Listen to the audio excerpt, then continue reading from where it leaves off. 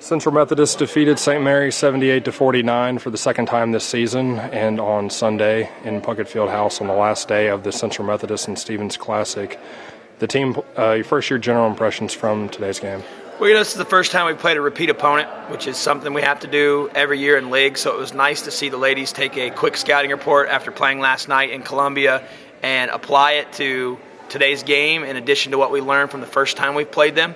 St. Mary's has been struggling a little bit, and we knew they could be dangerous for shooting the basketball. I was really pleased with the way we came out, especially in the second half, and extended the lead, both defensively, and we got some good things going offensively.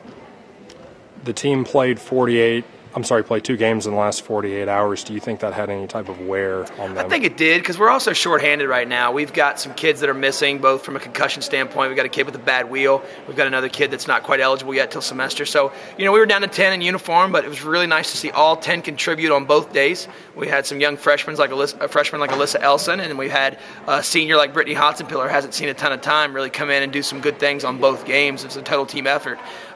We had some quality reserves come in and give us big minutes, and we had our starters play well. So it was nice. Those back-to-back days can be tough, especially this time of year as everyone's getting a little bit anxious to get home.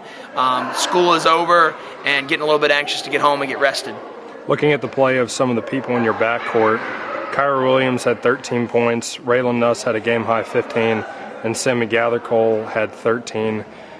Your thoughts on the play of your backcourt in today's game? Well, I thought that we had a pretty nice balanced effort. Those three really played well and got some things going in the second half, particularly Nuss. Curls carried us. Curls and by Curls I mean Gathercole and Kyra carried us in the first half. Kyra had 10 in the first half, I believe, and so did Curls. And that was big for us because we weren't getting a lot going inside. They did a really nice job of taking away both inside points as well as transition buckets. Transition buckets is a big part of our game, and we weren't getting any. It was their tempo, and I thought we were fortunate to go into the locker room up 13. I thought it was more of a 7 or 8 point game. The second half, I was really pleased with Raylyn. People are targeting her because she is shooting the ball so well, and she is in the top so many in the country and shooting from the three-point line. And tonight she put the ball on the floor and got to the basket for short jump shots and some layups. She needs to do that. And so that's what's big about her team high 15 is that not only did she do it from around the perimeter, she did it inside as well.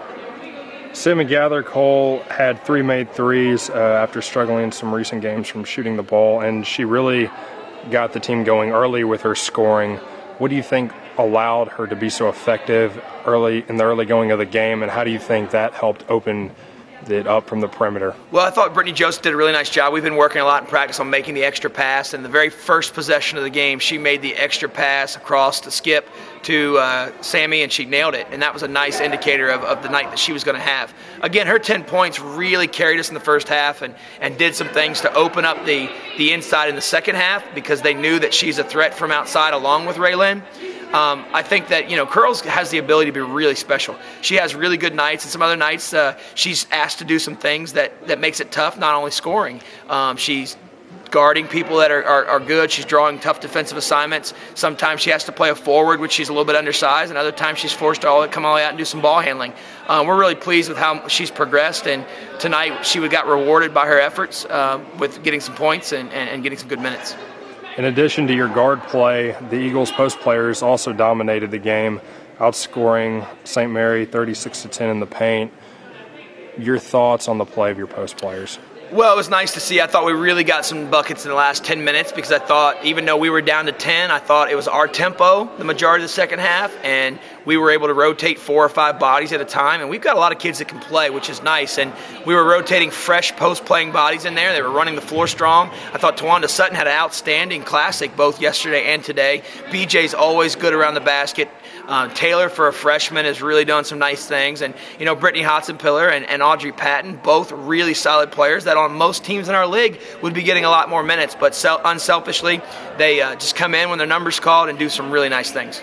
The Eagles forced 14 turnovers and converted 21 Spire turnovers into 28 points. Central Methodist outscored St. Mary 28-7 off turnovers. you really ratcheted up the defensive play, and that has been a hallmark of your team all season. We're guarding well, and I'd like to take a lot of credit for it, but really what it is the Brittany Josephs and the Jasmine Poteets and even the Gather Coles and Nusses are buying in. Kyra Williams just done an exceptional job of defending, and those ladies have just done an exceptional job of getting out and doing what we've asked them to do, and we've been defending really pretty well. We've got some things to work on, obviously. I thought tonight we did some really good things in the last 10 minutes. But, when we get out in pressure, we play our tempo.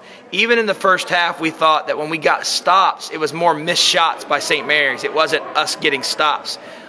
We did ratchet up the defense in the second half. It led to some easy baskets, and most importantly, it's our tempo. And when we play our tempo, we have a chance to be really successful. Central Methodist shot 49% from the field and out-rebounded the Spires 42-27. What do you think what was your plan for the Spires coming in, and were you able to dominate the glass so dramatically? Well, at their place, we played a little bit shorthanded. Kyra wasn't available in that game. Tawanda still wasn't back from her beginning of the year injury that she wasn't cleared yet. And so we hammered them on the boards pretty good at their place. Not from a size standpoint, but we did a really good job of flying to the basketball. We knew we could do that again, and we really targeted that last night in the scout after our Marion win. We went through the scouting report, and that's something we really targeted, is the ability to get some offensive rebounds. And, of course, when you've got a kid like Brittany Joseph and Jasmine Poteet, that kind of athleticism, and Taylor working hard for some boards, and Audrey Patton working hard for some boards, our personnel has really dictated a lot of our success because of what they do well. And it's been a pleasure this first semester to really have the success we've had because the kids really have earned it. Through the first semester, Central Methodist is 13-1, and you're currently ranked 25th in the nation. Did you expect to be here after 14 games? We thought we had a chance to be pretty good. As a coaching staff, you always look ahead and look to see where you're at and where you think you'd be. And we thought we had a chance to have double-digit wins, 10, 11, maybe 12. We certainly thought that the road trip to Evangel might go differently, but, maybe that loss has allowed us to beat a team like Mid-American Nazarene on the road and a team like Marion at a neutral site. So I knew we had potential to be pretty good, but this group does surprise me from time to time, and their ability to defend, their ability to rebound, their resiliency to win ugly, which is a nice characteristic for this team. And we've got a great group of players that have good. They balance each other out well. We could shoot the ball from the outside, but we're also really athletic at times. We can go inside and score, but we can also penetrate and score. We can press, we can guard in the half court. So far, so good with what we've been asking them to do and the success we've had, the girls and the coaching staff, which just does an incredible job of helping me prepare. Really has been a pleasure, and even though we're all anxious for the break to heal up and rest up, and I'm sure they're tired of me, and to get away from each other and to get home and see their families, I know that they all feel real special about resting and relaxing over break at being 13-1 and ranked. With several weeks off until your next game, until your next regular season game, what do you tell your team to do with their time off? Well, we've talked about how we want to make sure we rest and we recover, but we also want to talk about we are going to have a little bit of a workout plan, because not just coming back out of shape, most importantly coming back to the point where then you would get injured trying to get back in shape. That's a major concern this time of year. We want them to rest. We want them to recover. We want them to see their families and do those things that are relaxing. But we're also pretty excited about them, some of them being able to get into their high school gyms and work out, going on nice long runs and jogs, so that when they come back, we're not dealing with pulled groins or hamstrings or things that could come with getting out of shape. We're very fortunate to have an Emporia State exhibition game to start the second semester off with on December 30th, and that's an opportunity for us to play an exhibition game. We're probably going to play everybody a set amount of minutes, win, lose, or draw in that situation, so that we can get Tish Joe, who we're expecting to be back, and a point guard for us, who hasn't played the first semester, and to get everyone back acclimated and to get a few new things in and to try to put a few wrinkles and to get prepared for Graceland and the league play to come. As Central Methodist prepares for the Heart of America Athletic Conference run in the second semester, what do you think will be key in order to continue the success that you've experienced through the first 14 games? Well, the target on our back gets bigger, and now we've become a legitimate threat to win the league. I thought last year we had a chance to win the league, but we probably weren't really a legitimate threat. We would have to back our way in.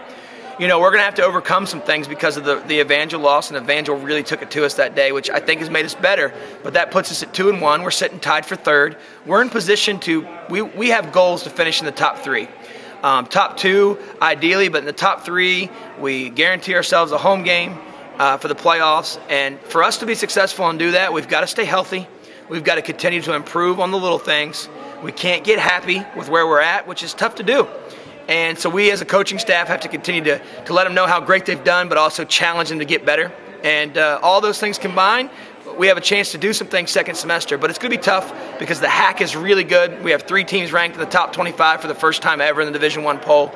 And it's important for us to understand that there's no gimmies. Baker is very much improved. Benedictine's a load. Mid-Am's a load. And obviously Evangel has improved what they can do. And some of the other teams we didn't mention can sneak up and get you at any time.